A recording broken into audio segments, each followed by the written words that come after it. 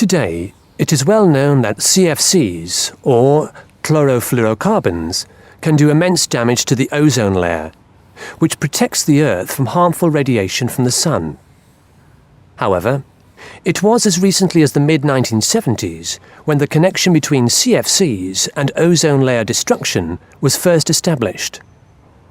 The story starts back in 1957, when James Lovelock invented the electron capture detector. This is a machine that can detect very small amounts of a chemical compound in the atmosphere.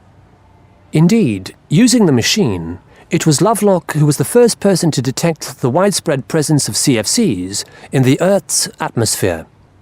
In 1973, Lovelock, on a research trip which he'd funded himself, measured the amount of CFCs in the atmosphere in the Arctic and in Antarctica, but unfortunately came to the wrong conclusion that CFCs are not harmful to the environment.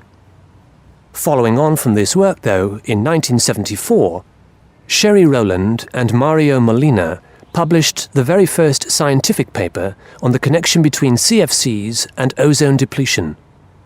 This quickly prompted the world's first ban on the use of CFCs, which was enacted in 1975 by the US state of Oregon. Further bans followed. In 1978, the United States and several European countries banned the use of CFCs in spray cans.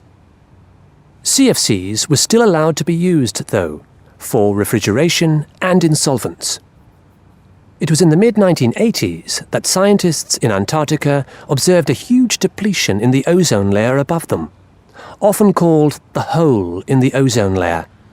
This led, in 1987, to the signing of the Montreal Protocol, which called for further reductions in the production and use of CFCs, and then, 2 years later, to a European Union agreement to ban the production of all CFCs by the end of the century.